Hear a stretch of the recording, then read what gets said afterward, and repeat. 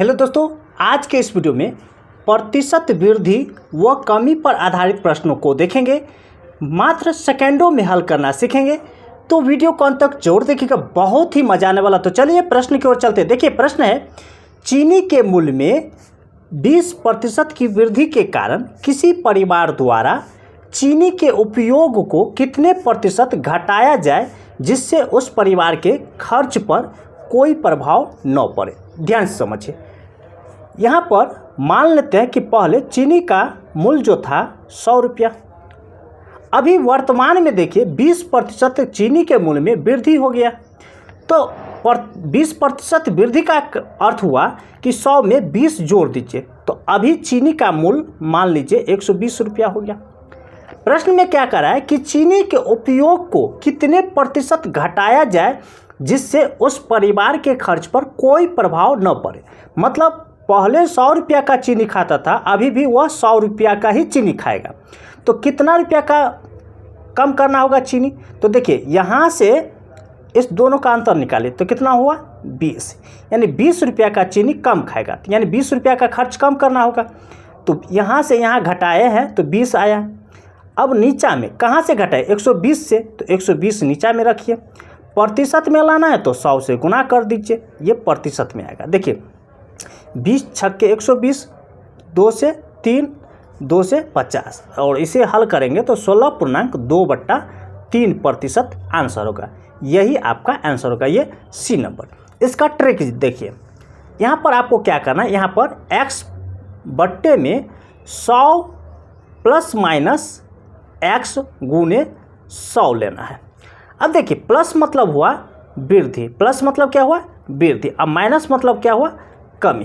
तो यहाँ पर देखिए क्या है, वृद्धि है 20% वृद्धि। तो यहाँ पर क्या करना है आपको ट्रिक में, यहाँ पर 20 लिखना है, वृद्धि है तो 100 में जोड़ दीजिए, यानी 120 और गुने 100। ठीक है, ये प्रतिशत में आएगा। अब इसे हल करेंगे तो यही आपका आंसर होगा। ठीक है, चलिए हम लोग अगले प्रश्न की ओर चलते हैं। यदि x का मान y के मान से 25% कम हो तो y का मान x के मान से अधिक है। ध्यान से समझिए, यहाँ पर y और x है। मान लेते हैं कि y का मान 100 है, तो x का कितना हो जाएगा। देखिए y के मान से 25% कम, 25% कम का अर्थ हुआ कि 100 में से 25 कम कर लीजिए, यानी 75। अब कह रहा है कि x के मान से अधिक है, तो इसके मान से कितना अधिक है, अंतर कीजिए तो 25। कहाँ से अंतर हुआ है, यहाँ से नहीं, ये अधिक है तो 75 नीचा में रखेंगे और गुने 100। ठीक है, देखिए 25 दिया 75 और 3 से भाग देंगे तो यह हो जाएगा 33.1/3%। यही आपका आंसर होगा, ये ए नंबर। चलिए हम लोग अगले प्रश्न की ओर चलते हैं। ए की आय बी की आय से 10% अधिक है, बी की आय ए की आय से कितने प्रतिशत कम है। ध्यान समझिए, यहाँ पर ए और बी लेते हैं। प्रश्न में क्या कर रहा है, बी की आय से 10% अधिक है, तो बी का मान लेते हैं 100, तो ए का कितना 110 हो जाएगा। ठीक है, अब यहाँ पर क्या कर रहा है कि बी की आय ए की आय से कितने प्रतिशत कम है। ठीक है, तो यहाँ से कितना कम है, देखिए 10 का कम है। ठीक है, ए से कितना कम है 10 का, कहाँ से कम कर रहे हैं, यहाँ से कम कर रहे हैं, तो ये नीचे में होगा 110 और गुने 100 कर देते हैं, प्रतिशत निकालना है। तो अब इसे हल कीजिए, देखिए 0 से 0 कट जाएगा और इसे पूर्णांक में तोड़ेंगे तो 11×99, यानी 99.1/11 हो जाएगा। ठीक है, सॉरी 9.1/11% आपका आंसर होगा। इसे ट्रिक पर कैसे हल करेंगे, ध्यान से समझिए। देखिए 10% अधिक, तो यहाँ पर 10 लिखेंगे, अधिक है तो 100 में 10 जोड़ दीजिए तो 110 और गुने 100।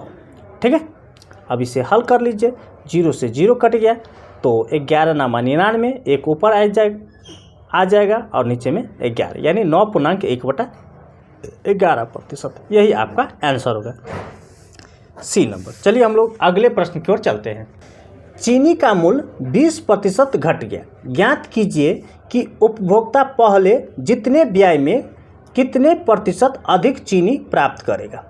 ठीक है, तो देखिए 20% घटा है तो 20 लिखेंगे, घटा है मतलब 100 में से 20 कम कर दीजिए तो 80 हो जाएगा और गुने 100। ठीक है, ये प्रतिशत में आएगा। 20 चौक 80, 4 से काट देंगे तो ये 25, यानी 25% इसका आंसर होगा। ये आपका सी नंबर। ऐसे ट्रिक पाने के लिए हमारे चैनल को सब्सक्राइब कीजिए, लाइक कीजिए और अपने दोस्तों के साथ शेयर जरूर कीजिए। फिर मिलते हैं अगली वीडियो में, तब तक के लिए धन्यवाद।